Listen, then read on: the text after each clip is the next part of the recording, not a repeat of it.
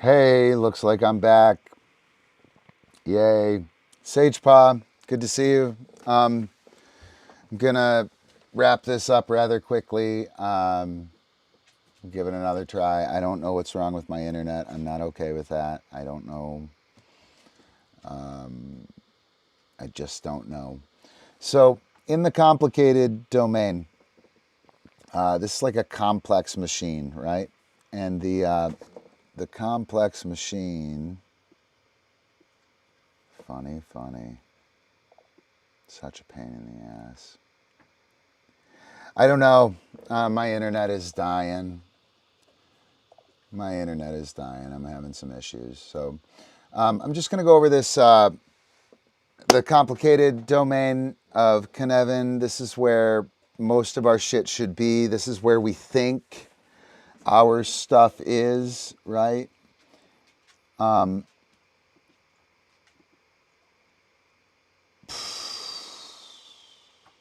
don't know. Depends on the size.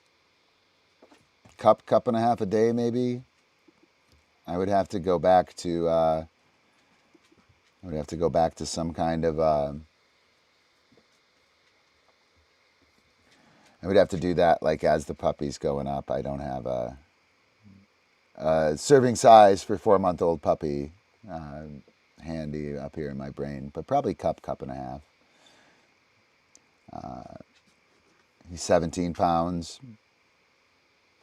Yeah, probably cup and a half, maybe 2, depends on what you're feeding. I don't know though. Probably that's an April question. Not really a Ron question. Oops, there we go. Put that up there. So here we are within the complicated domain. All the things that we do and we do well should go in here. Our sequences. Well, yeah, my guy's Epi eats 2 cups a day. He's 28 pounds. Mango and King eat 2.5, 3 cups a day. Yeah, not a Ron question. I mean, I can answer it, but I'd have to see the dog, and then April would probably correct me because I'd be wrong. Food and medicine is kind of April's domain. That's awesome. I'm glad you're digging them. So the complicated domain, we have good practices. Okay, and good practices are just like best practices, except we allow for a bunch of them. Because we're dealing with things that have expert knowledge, experts differ. And many experts, especially in the dog training world, get results, right? So the complicated domain is the realm of good practices, right? I can do it like this, I can do it like that. This expert says to do it like this one says to do it like that. They have a great track record, both work. Which one do I want to do, right? But the thing that I want to kind of get into here is that the skills that we're relying on within the game, there are a shit ton of them. And not only do we have to have them done, we have to know how to do them in order to ensure that they're reliable, right? So the dog needs to know the trick. The trigger for the trick has to wait, has to give attention, has to understand pressure. All of that stuff is required for the dog to operate under the handler's control, right? If you don't have those things, under control, then there's going to be problem. And this complicated zone does not have proper constraints on it. You most likely should be over here in the complex domain figuring out how to put the constraints on so you can then move it back over here when it's done and the dog fully knows those things. Again, if you or your dog or the team doesn't know some of these things, cold, do them in every situation, you need to treat them as if they are complex things that you don't fully understand. And you need to give up your control and figure out how they work. We're not talking about how we're going to operate in the complex thing. I don't want to go too crazy here. So again, in the complicated domain, the dog handler and team need to know these things cold. All of these things that we think we know, a lot of times one of us, the dog handler or the team, are pulling all the weight. And the other two pieces of the triad, dog handler, team, are not. They're just being drug along, right? If all three of them are well understood, dog handler, team, each of us know trick, trigger, cue, weight, attention, pressure. We know how to do that. Now it gets very easy for us to establish the controls, to run sequences, to run flat work, to do all this stuff, right? Oh, I'm sorry, that was the team right there. And the handler needs to know the trick, know and be able to do, right? Know the trick, know the trigger, know the cue, give the cue, understand pressure, deliver pressure, understand position, use position. Handler has to understand a pose and a block. And all three of us, dog handler and team, need to be firm on those things. Any one of those things that aren't firm, we risk falling over here into chaos, or we are probably going to have to move that over here into the complex domain and develop an emergent practice of, I don't know, dog understands trigger. How do I make my dog understand the trigger? Okay, let's go over here, right? One more thing on this, and then I'm going to get out of here. Down here in the clear, we have best practices, right? Best practices. Down here, we sense, categorize, respond, all right? And so we sense what's happening, and because it's super simple and it's obvious for everybody, everybody knows, we sense it, we categorize it. We just throw it in a friggin' bucket, and then we do the best practice. It's a no-brainer, right? That's a complete no-brainer dog training thing. By the way, this is all dog training, not just Frisbee. Simplicity Cliff down here. You can see him crying because he's going to fall off. Simplicity Cliff. It's not good, right? Oh, no. Don't be complacent. Sense, categorize, respond.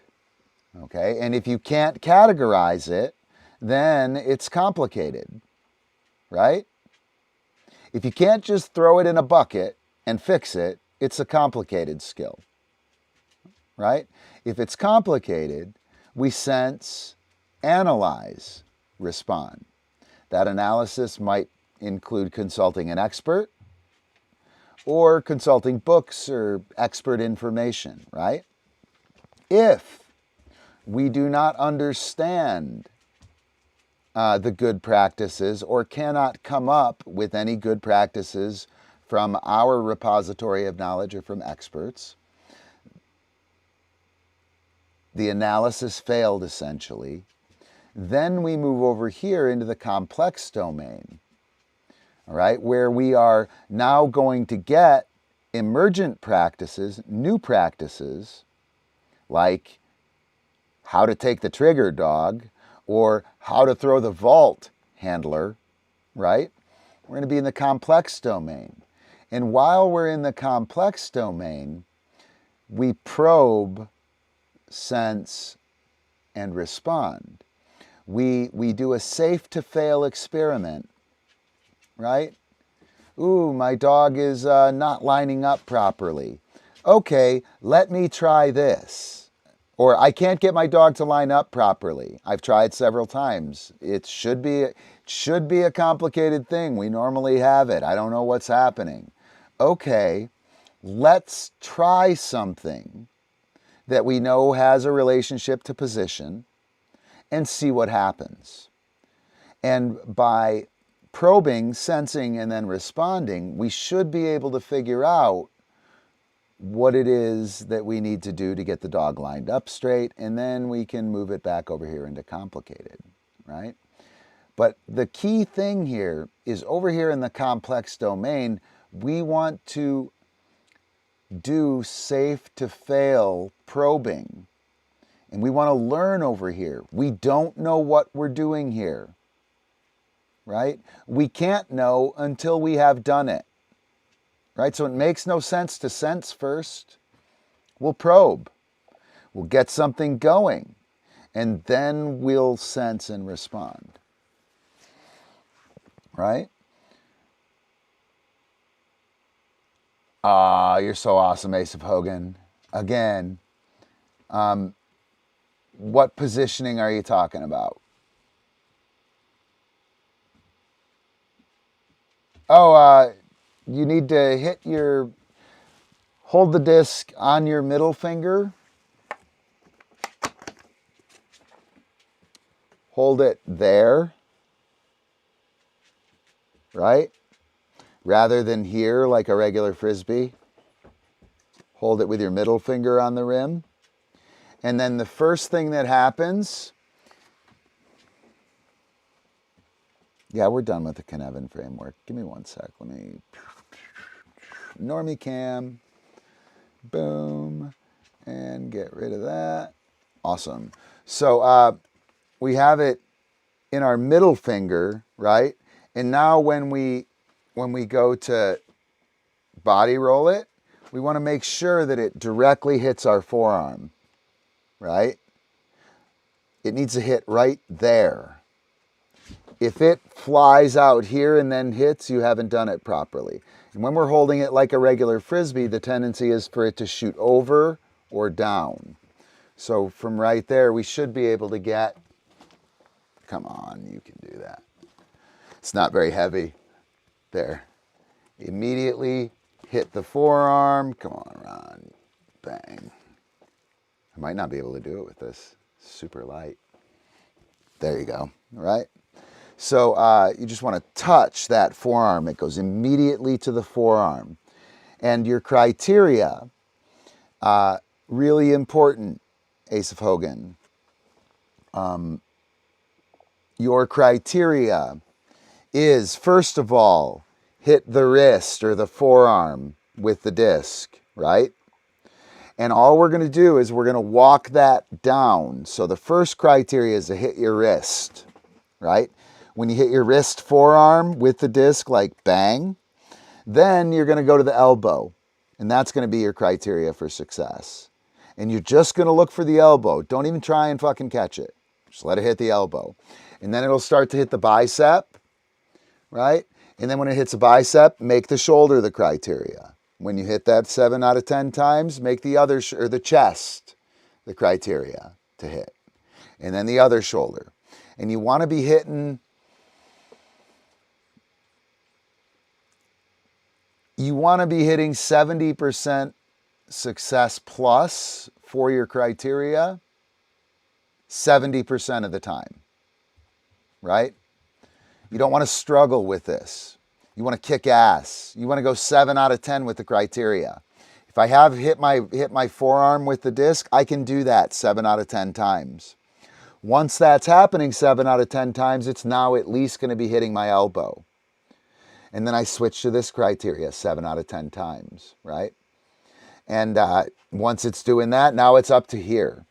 When I get down the line and I'm successful, let's say I'm to this shoulder, or I'm sorry, this shoulder. I've made the roll and I'm 70% here, 70% here, 70% here, 70% here, 70% here, right? Maybe I try and do the whole full catch and roller, right? And if I do the whole full catch and roller, I'll do 2 or 3 reps of that and I'll get like 10 or 15, 20%. And it's okay to get your ass kicked. Go right back to one that's going to be 70% solid. Go right back to the forearm. Kick ass. Walk it up to the shoulder. by upping the ante in your criteria. What you want to avoid is you want to avoid repetitive failure, right? And you must be successful at least 30% of the time, right? You must be successful at least 30% of the time. If you do too many reps in a row of not 30%, so you do 10 reps and you only get 2 out of 10, 5, 7, 10 times in a row, or like for the last week, you're in a lot of trouble. You would be much better off to get 70% on the forearm this week than you would to go the other way, right? So hopefully that's helpful. Your body position, you want to hold a big stone or hug a big tree, and the elbows come up. Everything rolls up. So you can see that I'm like grabbing a big round tree. I'm not grabbing a corner, right? Oops. Yeah. I'm not grabbing a corner like this, right? I'm round like I'm around a tree. And then what you want to do when you're around the tree, you rock your shoulders back a hair and always face the wind. And that's what I got for that, Ace of Hogan. Go do dog stuff.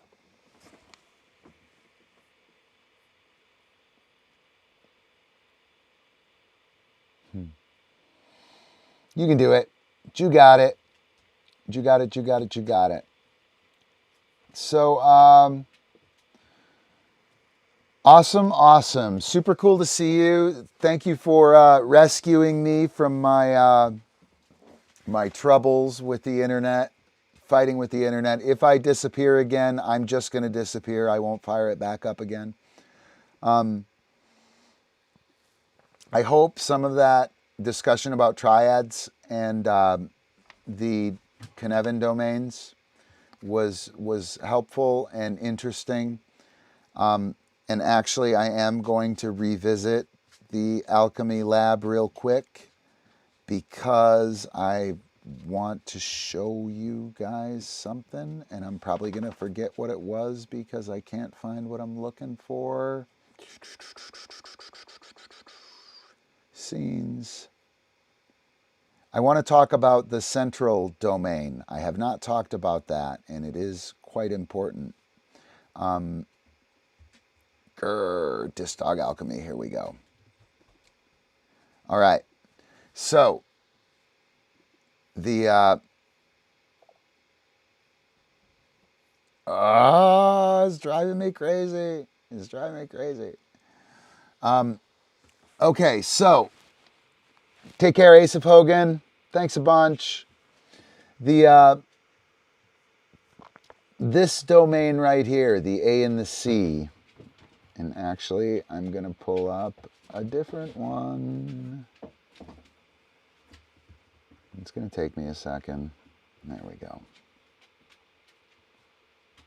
2.2.png.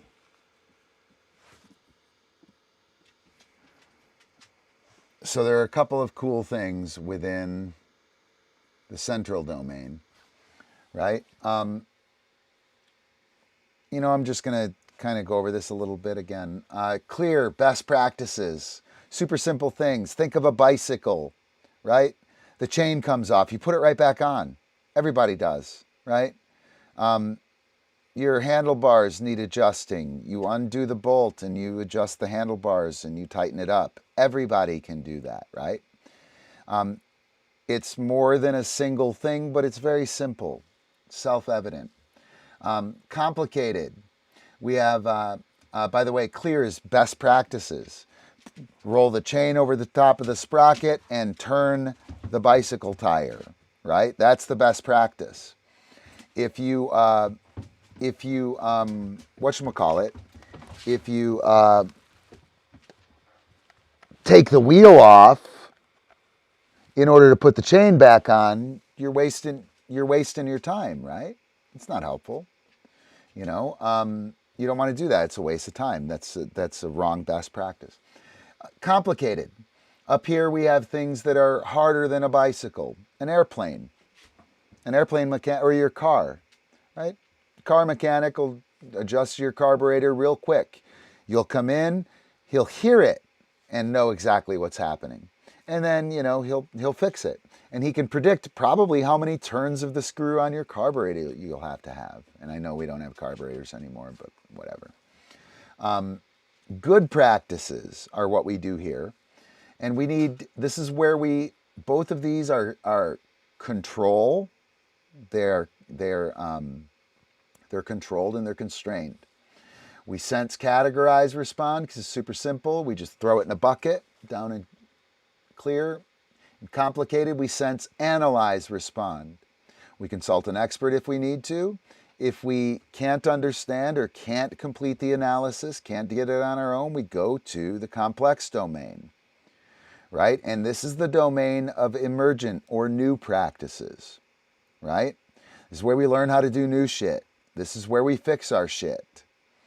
This is where we explore and discover how we play.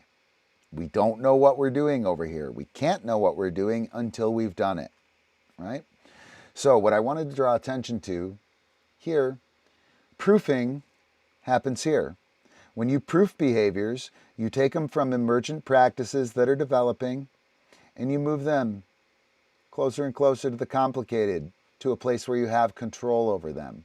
And then you maintain them. And anytime they need tuning up, you move them over into the complex domain and you probe and you play around with them and you dick around and you explore and you discover, right? So that proofing happens up there.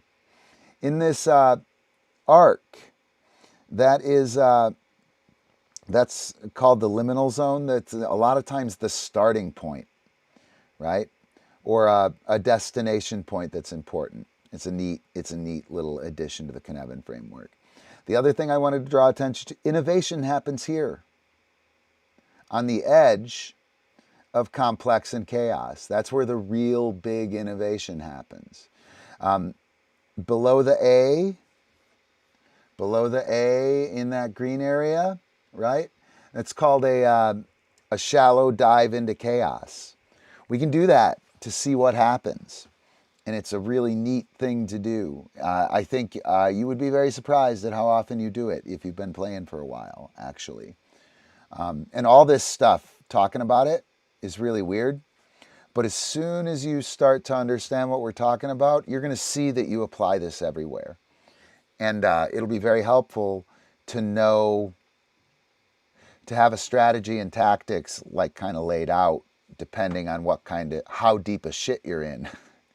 Right? To have the proper response for how deep a shit you're in would be terrific. Anyway, A and C, the aporetic domain and the confused domain, right? The confused domain, we don't intend to go there, right? The aporetic domain, we intend to go there, right? Or we start there. And that domain in the center, this little area right here, right, is where we are when we can't or do not at this time want to identify the domain, right? If I want a moment and I want to figure out what's happening, like what the hell is happening here, I'm in the aporetic zone, right? If I'm taken by surprise and my training session falls apart and confusion or chaos ensues, and I essentially go into a fetal position and like, oh gosh, what's happening? No! And I don't know what zone I'm in or what domain I'm in, we're in the confused state. You don't want to be there, right? You don't want to be there. The aporetic state, though, you see that line coming from dismissal? Right? Dismissal, go to dog stuff, handlers off limits, right? The resolution of that is the aporetic state when we get started, right? So at any moment, I can take a break and say, go to dog stuff and walk right over here into the aporetic state and take a look around and decide what domain I'm in, okay? And it's not just deciding what domain you're in, it's taking a breather. And for those of you guys who've been in our classes and hung out with me enough to know about like the coach, the general manager, and the player. As a Frisbee dog team, the handler is a coach, the player, and the general manager. It's a very big mistake to have the coach on the field. There's a reason the coach isn't allowed on the field. It's bad, right? The player's on the field. The coach is best off just to yell single solitary, go left things to the player. If the coach micromanages and gets in the player's business all the time, the player's going to struggle. The player's not going to do well. We're the player and the coach. We're also the general manager. We're the person who puts butts in the seats and pays for the stadium and tries to win a championship next year so I can afford the stadium, right? That's the general manager. And what happens in Frisbee is the coach and the general manager are in the game. We put them in the game all the time, right? So I'm training and something goes wrong and my little general manager in my head goes, Ron, you're not going to win the championship. You got to do this shit to win the championship. And now I can't act freely as a player. I've been interrupted. Now I'm being micromanaged from some friggin' front office dude. No, he isn't even the coach, right? Or we're jamming with our dog, something goes wrong, and the coach runs out on the field, kills the game, and has a discussion with the quarterback or the center, right? Has a discussion with the quarterback while the game is going on. It doesn't work like that, right? So that aphoretic state for us in dog training is a place where we can go to on our time and chill, right? And we do that from dismissal. And I think that's super badass because I've been doing that for 15 years. I've been doing this framework completely exactly as it's laid out and discussed within their literature. It's all over YouTube, by the way. It's spelled Knevin. It's up top on there. And it's awesome, guys. Like, it's super cool. I've been doing this the whole time, and I've known what I've been doing. But since kind of running it through this little weird shaped thing, whatever it is, right? It's not quite an axis, right? Man, I just know so much more about what I'm doing. And I'm making connections between things that I wasn't making connections with before. Anyway, all right, that's about it.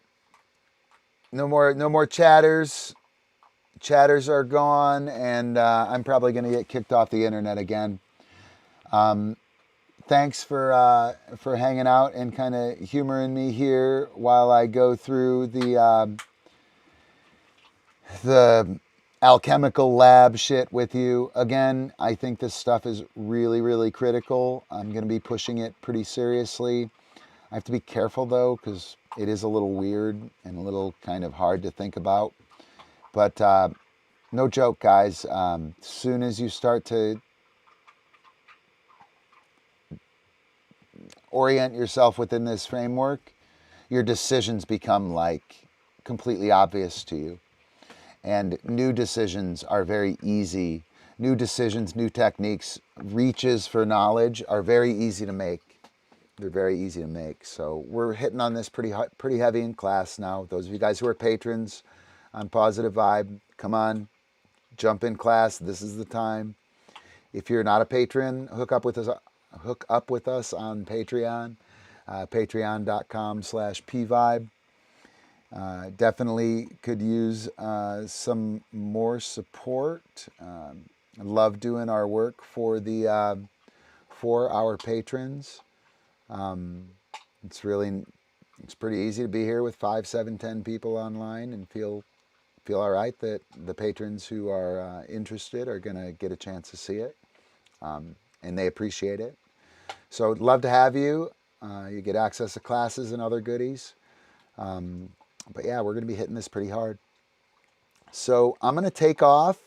I'm going to give us a little, I'm going to give our patrons a shout out.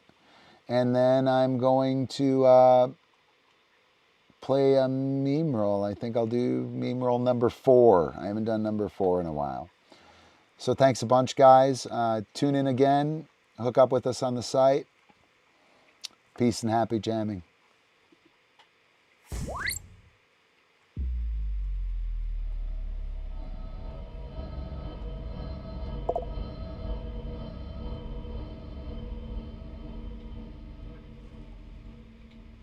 Thanks, Oleg. Oh, come on, meme roll. Uh-oh, I might have to do meme roll number 7. Oh, nope. Here we go. Badass.